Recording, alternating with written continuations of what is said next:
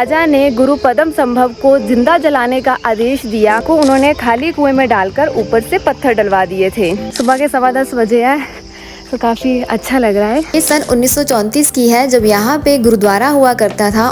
यहाँ पे गुरु गोविंद सिंह जी ने 30 दिन बिताए थे। उसे दिख भी नहीं रहा है कि वो कहाँ चढ़ रहा है।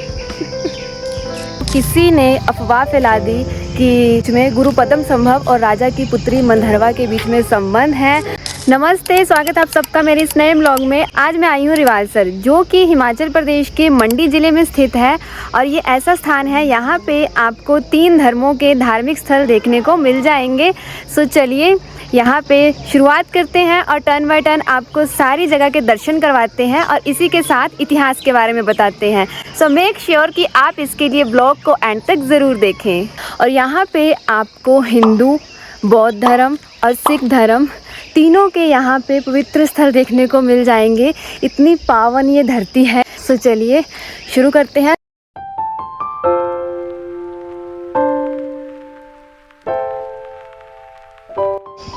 जैसे ही आप मेन एंट्रेंस से एंट्री करोगे तो आपको स्टार्टिंग में ही गुरुद्वारा देखने को मिल जाएगा। सो आप यहाँ पे दर्शन कर सकते हो। सो चलिए अब यहीं से शुरुआत करते हैं, अंदर चलते हैं, दर्शन करते हैं और साथ में आपको इतिहास के बारे में बताते हैं। सुबह के 10:15 बजे है तो काफ़ी अच्छा लग रहा है। सो चलिए अभी चलते हैं आगे। बात करते हैं यहाँ के इतिहास की तो कहते हैं रेवा के बेटे रेवाल जो कि मनाली में राज किया करते थे, एक जंशा नाम का राक्षस था जो कि अक्सर उनके कामों में रुकावट डालता था। जब गुरु गोविंद सिंह जी यहाँ पर आए तो उन्होंने उनसे विनती करी कि मुझे इससे छुटकारा दिलाया जाए। तो गुरु गोविंद सिंह जी ने जंशा और रेवाल की संधि करवाई और कहते हैं कि रेवाल के नाम पर इस जगह का नाम रिवालसर पड़ा। एक ओंकार श्री वाहिगुरु जी की फतेह से पुकार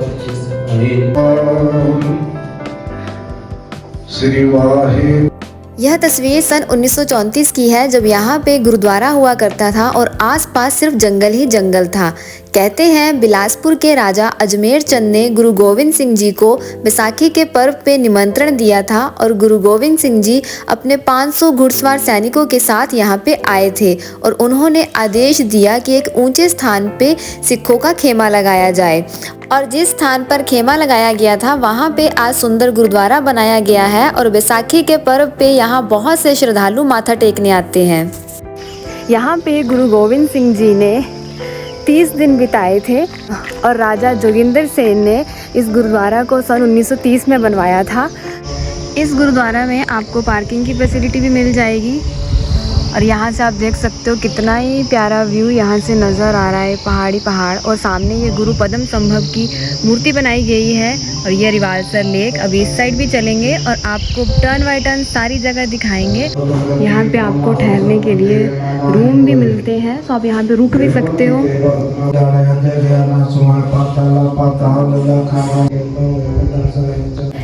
इस गुरुद्वारा में आपको रहने के लिए प्लेस भी मिल जाएगा, रूम्स यहाँ अवेलेबल होते हैं और इसी के साथ आप यहाँ पे लंगर भी खा सकते हो। लंगर प्रसाद की सेवा चलती रहती है और इसी के साथ यहाँ पे पार्किंग फैसिलिटी अवेलेबल है, वॉशरूम भी यहाँ पे है। सो कुल मिलाकर किसी को ठहरना भी हो तो यहाँ पे रुक सकता है। अभी हम गुरुद्वारा से निकल चुके हैं, अभी चलते हैं नीचे की ओर। क्या कर रहे हैं?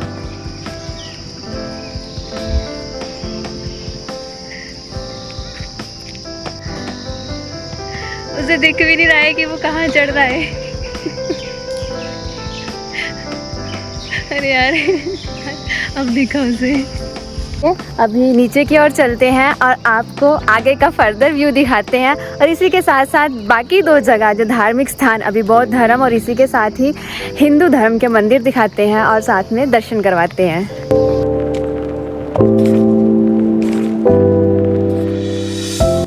अभी मैंने इस साइड से आपको रास्ता दिखाया है, ये गेट ऊपर गुरुद्वारा जाने के लिए, बट आप इस साइड से भी जा सकते हो। इस साइड स्टेयर्स हैं और आप इस साइड से भी गुरुद्वारा में दर्शनों के लिए जा सकते हो। इस साइड ये सारा बड़ा ग्राउंड बना हुआ है। जब भी यहाँ पे कोई मेला वगैरह लगता है, जैसे सीसू फेयर लगता है यहाँ पे फेब और मार्च के मंथ में, तब वो यहीं पे लगता है। इस तरफ भी आपको पार्किंग फैसिलिटी मिल जाएगी, इसी के साथ जो ज़ू है वो भी आपको मिल जाएगा। इस तरफ ये सामने ज़ू है, आप जू में भी जा सकते हो, बहुत बड़ा तो नहीं है बट हाँ जितना भी है आप थोड़ा बहुत तो यहाँ पे घूम सकते हो। ये ज़ू बंद होता है जब गवर्नमेंट हॉलीडेज़ होती है और जो संडे वगैरह हो तो ये ज़ू आपको बंद मिलेगा। अदर डेज़ पे ये खुला रहता है। सो आज तो छुट्टी है तो नॉर्मल सी बात है ये भी बंद ही होगा। और चलिए अभी आगे चलते हैं। बंदर बहुत ज़्यादा है, बहुत, हर जगह जगह। पहले तो मुझे ऐसा लगा था कि मैं एक कदम भी नहीं चल पाऊँगी, पर नहीं, सब शांति से अपना अपना बैठे हुए हैं, अपना अपना काम कर रहे हैं। तो चलिए अभी आगे चलते हैं। और अगर आप ऐसे और ब्लॉग्स देखना चाहते हो तो इसके लिए मेरे चैनल को सब्सक्राइब ज़रूर करना।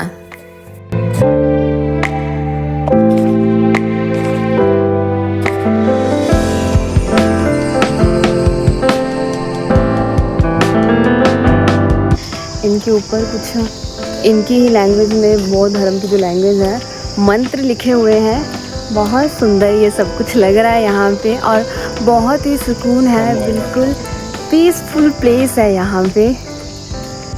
तो अभी हम आ गए हैं लेक वाली साइड पे। आपको यहाँ पे हम लेक दिखाते हैं और सामने ये ऊपर है गुरु पद्म संभव की मूर्ति, जैसे कि मैंने आपको गुरुद्वारा से भी दिखाया है। अभी हम और नज़दीक पहुँच गए हैं।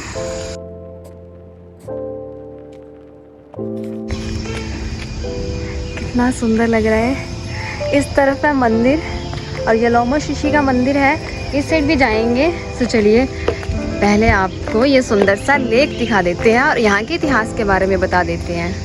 कहते हैं 8वीं सदी के बौद्ध धर्म के महागुरु गुरु पद्म संभव जी यहाँ पे रिवालसर आए थे और उन्होंने यहाँ पे तपस्या और मुक्ति का ज्ञान दिया लोगों को और काफ़ी लोग उनके विचारों से प्रभावित हुए। उन्हीं में से एक थी मंडी के राजा अर्शधर की पुत्री मंधरवा। वो उनके विचारों से इतनी प्रभावित हुई कि वो यहाँ पे अक्सर आया करती थी उनके दर्शनों के लिए। और जब वो यहाँ पे दर्शनों के लिए आती थी तो किसी ने अफवाह फैला दी कि इसमें गुरु पद्म संभव और राजा की पुत्री मंधरवा के बीच में संबंध है और वो शादी करने वाले हैं। जब ऐसी बात फैल गई और जब ये बात राजा को पता चली तो राजा को काफ़ी गुस्सा आया, जिसके बाद राजा ने गुरु पद्म संभव को जिंदा जलाने का आदेश दिया और जो उनकी पुत्री मंधरवा थी काफ़ी उनको उन्होंने खाली कुएं में डालकर ऊपर से पत्थर डलवा दिए थे।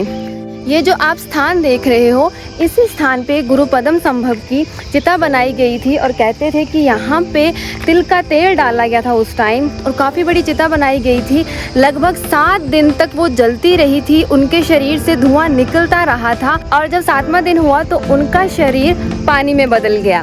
और यहाँ ये जो आप स्थान देख रहे हो, यहाँ पे गुरु पद्म संभव कमल के फूल पे प्रकट हुए थे एक किशोर के रूप में, मतलब 15 से 16 साल की उम्र के लड़के के रूप में यहाँ पे वो प्रकट हुए थे, जिसे देखकर राजा आश्चर्यचकित रह गया और फिर उसे अपनी गलती का पश्चाताप हुआ, जिसके बाद उसने माफ़ी मांगी और गुरु पद्म संभव को अपने साथ लेकर गए मंडी। और जब वो मंडी लेकर गए गुरु पद्म संभव को तो वहाँ जाकर उन्होंने उस कुएं में से पत्थर निकलवाए तो देखा कि जो उनकी पुत्री मंधरवा थी बिल्कुल ठीक थी, उसका बाल भी बांका तक नहीं हुआ था और इसीलिए मंधरवा को यहाँ पे कुआं रानी के नाम से भी जाना जाता है। और यहाँ पे वो कुआं है जिसमें उनको डाला गया था, वहाँ पे आज के टाइम में मंदिर बना दिया गया है और बताते हैं कि उसके बाद उनकी शादी करवा दी गई थी। और कुछ लोग ऐसा भी बोलते हैं कि गुरु पद्म संभव उसके बाद तिब्बत चले गए थे। सब अलग अलग बातें बोलते हैं। इस तरीके से ये यहाँ पे रिवालसर लेक बना और बौद्ध धर्म का अपना टेम्पल बनाया गया है। हम वहाँ भी आपको लेकर चलेंगे। फ़िलहाल आपको यहाँ पे दिखाते हैं लेक के अंदर का नज़ारा। देखो मछलियाँ कितनी प्यारी लग रही हैं। बहुत मछलियाँ इस पूरे लेक में आपको देखने को मिल जाएंगी। और इसी के साथ यहाँ पे खाना वगैरह डालने के लिए मना किया गया है। जो मछलियों का खाना होता है यहीं पे अवेलेबल होता है, वही आप डाल सकते हो। अपना घर से आटा वगैरह नहीं लेके आ सकते हो। ये था रिवालसर लेक का पूरा इतिहास कि इस झील का, ये झील कैसे बनी और गुरु पद्म संभव की यहाँ पे फिर मूर्ति बनाई गई। चलिए अभी यहाँ से आगे चलते हैं। यहाँ सामने से आपको गुरुद्वारा भी दिख जाएगा। गुरुद्वारा के पीछे बौद्ध धर्म का मंदिर है और इस तरफ माणिपाणी मोनेस्ट्री है। इस साइड लोमश ऋषि का मंदिर है और ऊपर गुरु पद्म संभव की मूर्ति बनी हुई है। यहाँ पे काफ़ी सुंदर लेक के साथ पार्क बनाया गया है बैठने के लिए, आप यहाँ पे बैठ भी सकते हो।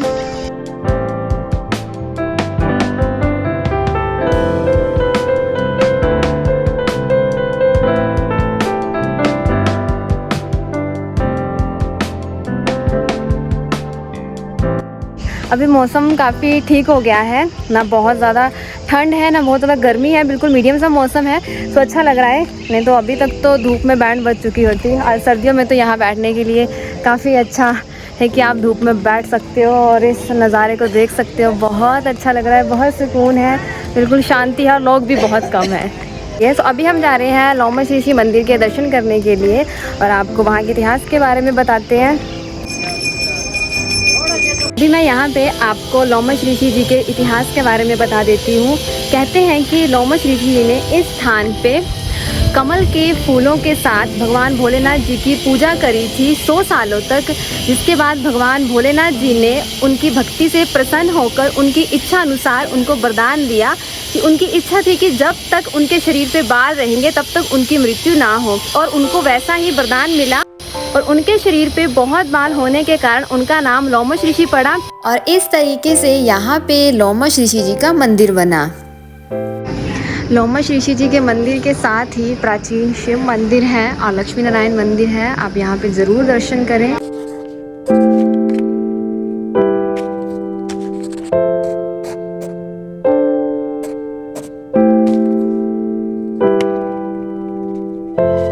यह है प्राचीन शिव मंदिर और यहाँ पे आप देख सकते हो कि जो यहाँ की वास्तुकला शैली है वो भी कितनी पुरानी है, काफ़ी पुराना सा लग रहा है ये मंदिर। तो चलिए अभी साथ में ही लक्ष्मी नारायण मंदिर है, वहाँ पे दर्शन करते हैं।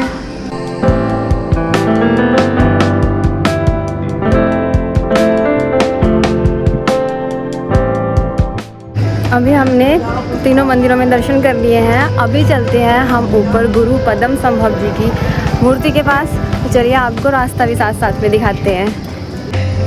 ये वीडियो यहीं तक है, इसके बाद पार्ट 2 आएगा जिसमें गुरु पद्म संभव जी की मूर्ति, माणिपाणी मठ और इसी के साथ एक और बौद्ध धर्म के दर्शन करवाऊंगी। सो पार्ट 2 को भी जरूर देखना। इस वीडियो को लाइक और शेयर करना मत भूलना। Thank you for watching this blog.